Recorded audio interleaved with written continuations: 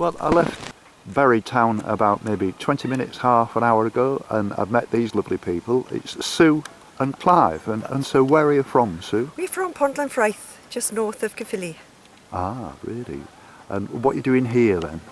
Well, it's a beautiful day. Can't believe we're on such gorgeous weather this end of September. And we're walkers, like we're not as energetic as you, but we love walking, and we decided to come down to Little Netley Coastal Path and enjoy the gorgeous view down here today. Give it a go. Oh, that's Yes. wonderful.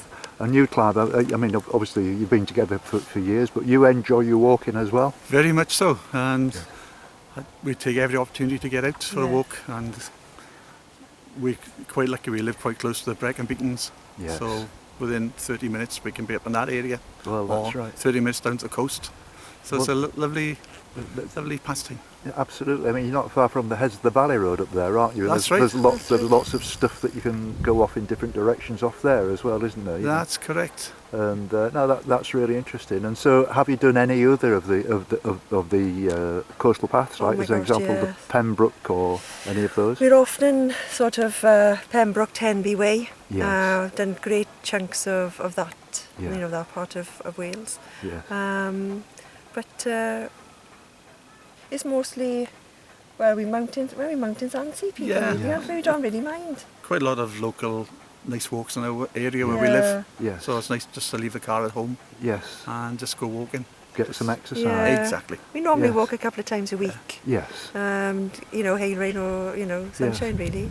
Well, I think that's really good because it maintains your fitness and it gives you something different it's to look at lovely. and places you've never seen before. And like you very said, you true. see them through the seasons as well, you know, so it doesn't have to be a bright sunny day. No. Lovely autumn, you know, crisp That's walk right. is beautiful as well, That's right. you know. But we're not as dedicated as you walking through Definitely hail, not, rain and definitely snow. Well, I mean, Sure this is a challenge, really. I mean, Oh, it's gosh. not just a challenge doing the walk; it's a challenge doing the logistics. And Yeah, I can it's a imagine. challenge filming and then editing it in the back of our camper van, and so I never have a spare minute kind of No. thing.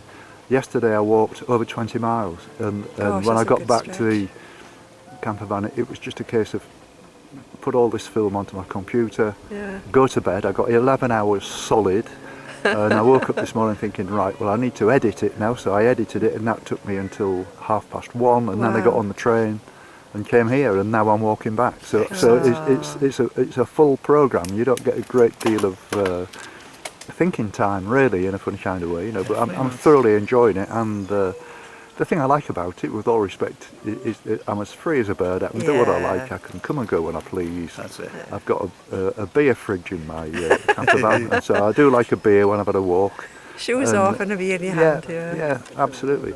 Oh, fabulous. Well, we wish you all the best, Jim. Thank you very You much know, indeed. have a Yeah. safe journey.